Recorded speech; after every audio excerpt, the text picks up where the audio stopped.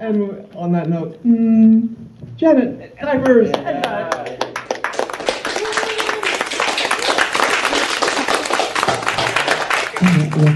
Thank you.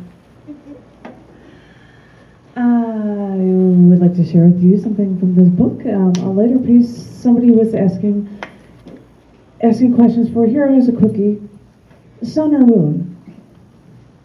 What? Sun or moon? Moon. Well, I had poems like Moonlight, but then I said that I was really glad I was able to see the sun and the moon for the total solar eclipse. Oh, yeah. So with this, and it's going to be a total solar eclipse again in 2024. I think you even mentioned that. And it's coming through Austin in Wonderful. 2024. So I might take my photo that I took from 2017 and put it in a t-shirt for us in 2024. So. This is a poem about that that's called Knew I Had to Be Ready. Got a pair of those solar sunglasses the other day. Challenged myself to stare at the sun. And really, that's such a ridiculous concept to begin with. But wearing these glasses made me blind as a bat until I walked outside and guessed where to look. And when I found it, I was awestruck. And even though I didn't create these glasses, even though I didn't create this scientific tool, I suddenly felt like I could challenge the science gods. Yeah. Try to stun me again. I dare you. For the past 18 hours, we drove 6+ hours each way to get to the focal point for the longest duration of the total eclipse of the sun. And I have a filter for my camera, and I even have my solar sunglasses, so I was ready for what I was guess would be a half-hour show. And I may have been mistaken. It may have taken 3 times as long to watch the moon move its way in the opposite direction over how our sun dances along our daytime sky. So every few seconds, I'd take a picture, then slide on those solar glasses so I could look up to see that crescent move with my own 2 eyes. Clouds moved in for a bit. I was in a panic. Wait, these evil weather gods can't make me miss my chance.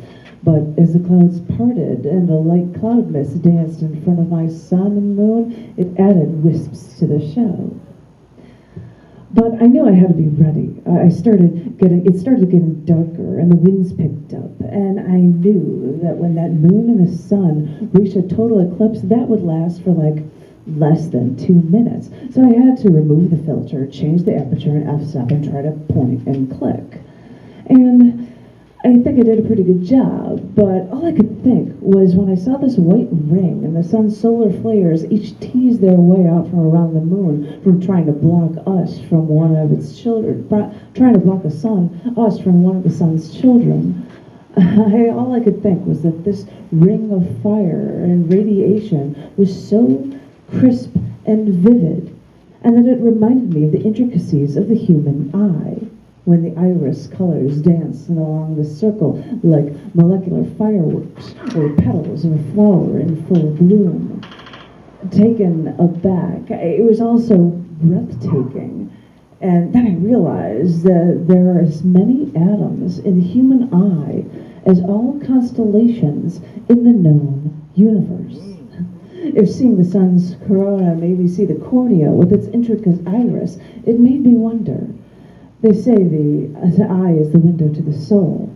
So is my seeing my sun at its most naked moment? Was my sun trying to share something with me and its secrets too? I've been trying to figure out my sun's message, and I'll keep trying to take science on, always daring it to finally, fully reveal itself to me.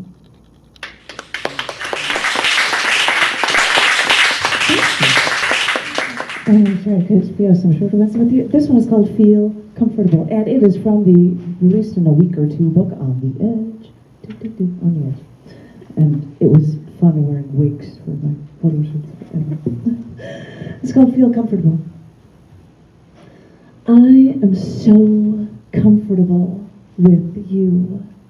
You make me feel as comfortable as when I roll out of bed or dry off after a shower. I could feel complete with you. Like when I walk out onto my driveway to pick up my newspaper or wave hello to my neighbors before returning inside to be alone with you again. That's what it's all about, you know. Because with you, I feel as comfortable as with hot cocoa and a bedtime story. Thank you. That was my favorite poem that this poem was about. That poem was about a bathroom.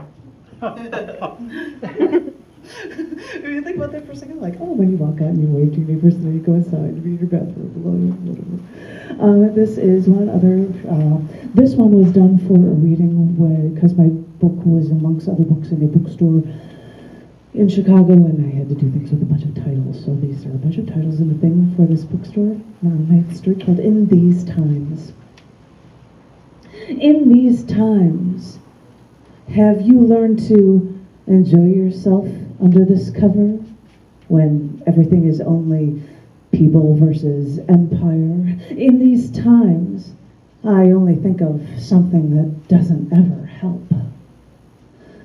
With my altered ink, in these times, my thoughts are in a stream. You want another story? Well, in these times, they'll tell you this is only good medicine. But in these times, I'm not just another pretty face, and I'm glad I look like a terrorist.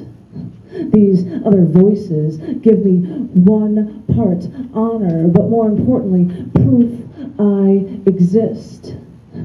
In these times, it is no longer yesterday when I was younger.